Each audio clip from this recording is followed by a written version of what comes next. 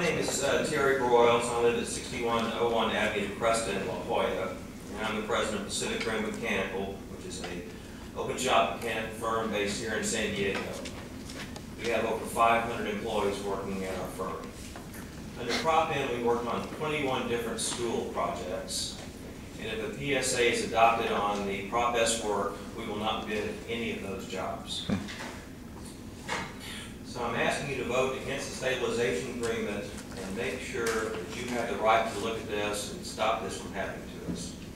The project stabilization agreement is about one issue, and it's this issue only. It's basically an attempt by the unions to lock up all the work. That's all it is. Any other comments about local workers, wages, benefits, or training are a smoke screen to cover up this fact. Open shop contractors have local workers, we pay prevailing wage, we have health, dental, and 401k plans. While it's true that all contractors can bid on the work under a project stabilization agreement, it is also true that only 10% of our workers can work on the project, and the remaining 90% would have to come from the union hall. Contractors' risk is labor. No open shop contractor will bid on work under PSA because we have no control over our labor cost. Would you do that? 90% of construction work in San Diego is performed by open shop contractors. By excluding 90% of the contractors in San Diego, you will pay more for each project that you build, and you'll build less projects for our kids, and that's what's important. We ask you to stop the PSA from being adopted and allow all San Diego contractors to work on these projects. We live here, we pay taxes, our kids go to these schools, we have a right to work. And that's all this is about. Everything else is just, it's irrelevant. They're trying to lock up this work, they're trying to keep us from doing this work, and you're going to pay more for it. And the only person that benefits out of the PSA is the unions. Period. Thank you. Thank you very much. Yes, Mr. Sir. Yes. Thank you for your work on Prop M.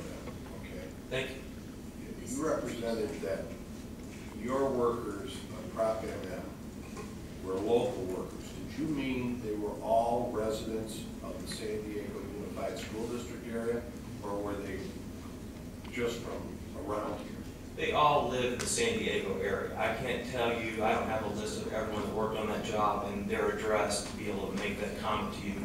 But I can tell you we're a local company, these are local people, and they all live in this area.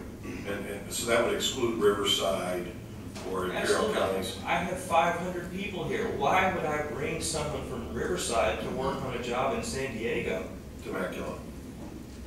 Why? Why would I do that? I have people. Okay, thank you very much. So they were in the region is what I think. Absolutely. Okay.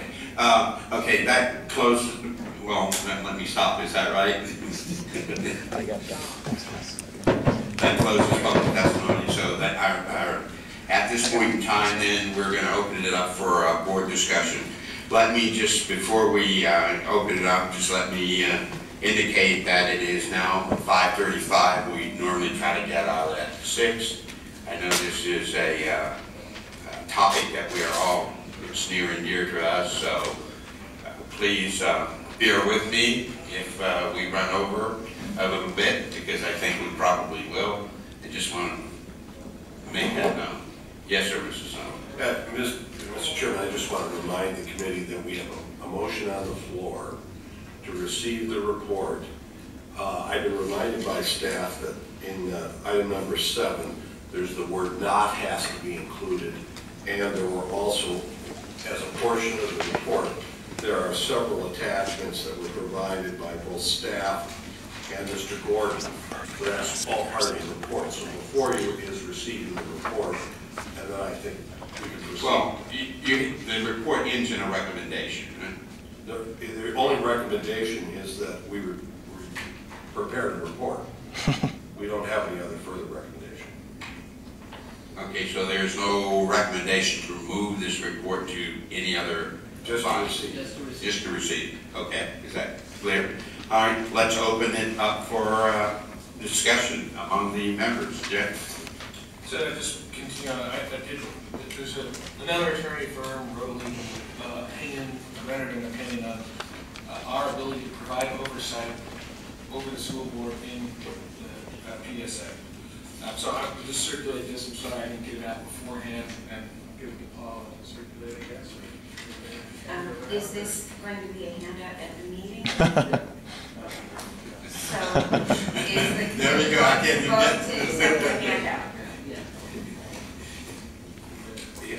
I want to see whether. Yes. Yeah.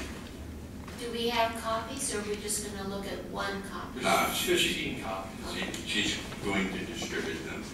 I don't know that we can deal with this at this particular point. It's not meant to deal with it at this particular point, but just to say, Okay. I think that we... As reference material. We will accept it as reference material, but pretty pragmatic about, not losing focus on the meeting. Okay. So, and the point was just to say that we need to know what our rights are as far as oversight over the negotiations of PSA with the school board. And that being said, I wanted to make a motion that the ICOC is concerned about potential cost implications of the project stabilization agreement on profit asset projects. We move to have the ICOC conduct a full investigation of the potential effect of the PSA. But actually, we already have a motion. We do. Okay. Right. So, And we have to go, we're in the discussion period at this point, but there is a motion on the floor. Discussion period for the motion to accept the subcommittee report as, that's the motion. Is the discussion required about accepting it as just Well, if you want sufficient to discuss what's in the report, if anyone wants to discuss. Not everyone was a part of the subcommittee. There are other people, and there may be questions that someone else had. This is the opportunity for them to ask it. Mrs. Snow, I have a question. If this is simply to accept the report, what is the action item? What are we going to do with it? The action as posed in the agenda was simply to receive the report. Okay. That's the action that's before us. Now, the other question I have we concluded all testimony other than ourselves? Does staff have any testimony? And does council have any testimony? I mean, they sent us an opinion. If there's testimony there, I want to get done with that. And I think that's relative to Mr. Frager and Mr. Otley's point. I saw a hearsay opinion from council. Is there a full opinion from council? Is there something they want to say? If not, let's hold our peace and move on. Well, I am still trying to get, I guess, clear in my mind. If we accept the report, what do? We put it on the shelf, we do nothing, we move it forward. I think we can accept the report, and then we can continue discussion, and then there can be other motions on the subject. That's why there's 3.2, which says discussion of next step, action. That gives the potential. It doesn't require us to do anything, but it gives the potential to do something. Okay. Because we really need to decide whether we're going to accept the report, and I wasn't at the meeting, so I'm not going to rewrite it. And as long as there aren't any other corrections, and we've already noted the corrections,